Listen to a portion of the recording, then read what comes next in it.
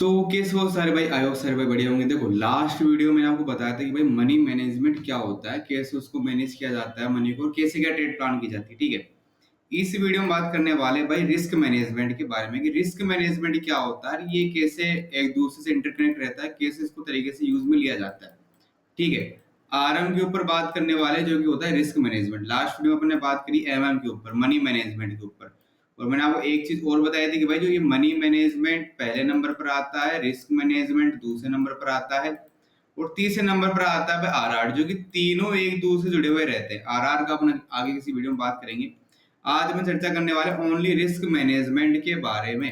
ठीक है, तो भाई अगर कोई भाई नया है तो पहले ही चैनल को सब्सक्राइब कर देना, ताकि आप आने वाले वीडियो को मिस ना कर पाओ, और लाइव ज्वाइन कर लिया करो डेली ऑन टाइम।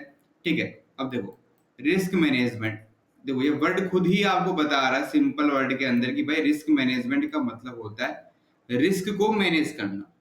ठीक, आप जो भी रिस्क लेते हो, जिस भी एसेट में आप ट्रेड करते हो, चाहे गोल्ड, बीटीसी, करेंसी, एक्सआरपी, जो भी हो, जिसमें आप जो भी रिस्क ले रहे हो उसको मैनेज करना होता है। ठीक है, रिस्क को मैनेज करना होता है, सिंपल टर्म है।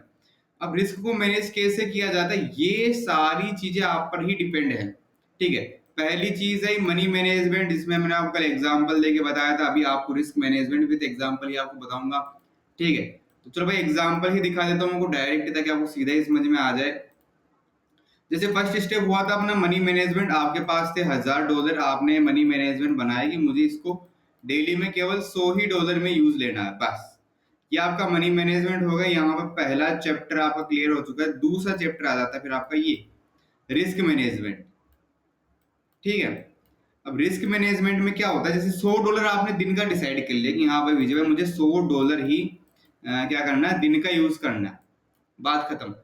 अब इस 100, ये तो आपका मनी मैनेजमेंट हुआ कि भाई कि हाँ 100 को यूज करना है, पर इस 100 को कैसे, कहाँ, क्यों, किस तरीके से यूज करना है, ये चीजें आती है फिर रिस्क मैनेजमेंट के अंदर। ठीक है, जैसे मान लो आपने $100 का देखा।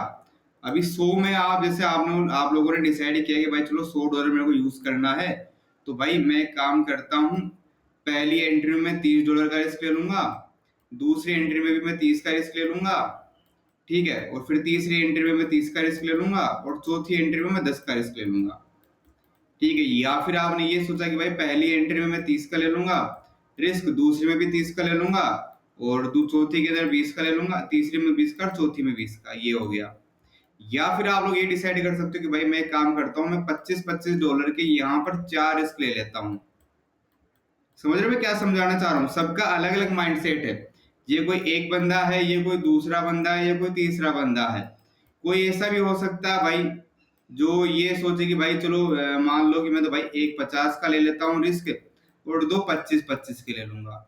तो ये आपको डिसाइड करना अकॉर्डिंग टू यू। कोई बंदा रिस्की होता है भाई, वो इस प्रकार से प्लान कर लेगा, कोई सेफ होगा तो इस प्रकार से कर लेगा। ठीक है, कुछ लोग और ज्यादा सेफ होंगे तो भाई वो और ज्यादा छोटे रिस्क लेंगे, जैसे मान लो $20-20 के, भाई वो 5 रिस्क ले लेंगे। समझ रहे हो? तो it's all depends on you brother, आपको ही डिसाइड करना पड़ेगा कि आपको कहाँ कितना रिस्क लेना है, क्यों लेना है। ठीक है, अगर आप तरीके से रिस्क नहीं लोगे तो भाई दिक्कत हो जाएगी। जैसे मान लो आपने $20 का सपोज करना, किसी बंदे ने ये डिसाइड किया कि उसको $20 का रिस्क लेना है एक सिंगल ट्रेड में। अब मान लो उसने पहली ट्रेड में 20 का लिया, चलो ठीक है, दूसरे में 20 का लिया, चलो ठीक है, दोनों मान लो उसके एसएल पड़ गए। अब तीसरे में वो सोचता है यार थोड़ा ज्यादा ले लेता हूँ, क्या ही हो जाएगा, 20 की जगह वो 27 कर लेगा, कुछ क्या ही होता है। फिर चौथे में सोचेगा चलो कोई दिक्कत नहीं यार, 20 की जगह भाई वापस यार 28-29 ले लेते हैं। तो ये जो उसने एक्स्ट्रा यहाँ पर 7 लिए और यहाँ पर 9 का रिस्क लिया है ना, बाई चांस मान लो इनमें भी उसके एसएल पड़ गए, तो जहां उसके 40 माइनस होने चाहिए थे, वहां उसके माइनस कितने हुए, अब ये बताओ आप। जहां उसके 40 माइनस होने चाहिए थे, वहां उसके हो गए भाई, अब कितने हो गए, 56 हो गए भाई ये। और यहाँ पे ये 40, अभी यहाँ पर भी 40 होते और यहाँ पर भी 40 होते, ये इसने एक्स्ट्रा दे दिया भाई यहाँ पे $16। $16 का यहाँ पर इसने एक्स्ट्रा रिस्क दे दिया है। समझ लो, अब ये $16 का एक्स्ट्रा रिस्क दे दिया भाई, आगे जो एंट्री लेनी थी ना उसको। ठीक है, जैसे मान लो आगे $20 का और लेना था उसको, यहाँ पे 4 रिस्क ले लिए इसने, 1, 2, 3 और 4। अभी एक 20-20 का और बचा है, लेकिन अभी 20-20 नहीं बचा है भाई, ये 20 कितना बचा है, केवल 4 ही बचा है। अब इस 4 में आप इतने छोटे रिस्क पर एंट्री प्लान नहीं कर पाओगे। आपको पता अच्छी तरीके से कि भाई $4 में क्या रिस्क लेंगे, तो ये बिगड़ गया। अब या तो आगे यूज में लो या फिर उसको रहने दो, ये चीजें हो गई। तो ये जैसे जब बिगाड़ते जाओगे ना अपने रिस्क को, वैसे वैसे आगे की चीजें बिगड़ती जाएगी, समझ रहे हो। इसलिए तरीके से रिस्क लिया जाता है। रिस्क भाई उसी ट्रेड में लो जहां पर आपको सेटअप से थोड़ा सा मिसमैच हो रहा हो ना, हल्का सा आपको डाउट हो कि भाई नहीं यार, एक फुलफिलमेंट नहीं हो रही है मेरे सेटअप की, या एक कंफर्मेशन नहीं मिल पा रही, जो भी आप देखना चाहो वो नहीं हो रही है, तो फिर वहां पर रिस्क लिया जाता है, समझ रहे हो। जिस एंट्री में आप कंफर्म होते हो या फिर आपके सेटअप पर होती है, या जो मतलब बिल्कुल सही है, एकदम राइट है, उसको रिस्क के अंदर काउंट नहीं किया जाता, उसको तो भाई एकदम सेटअप वाली ट्रेड बोली जाती है।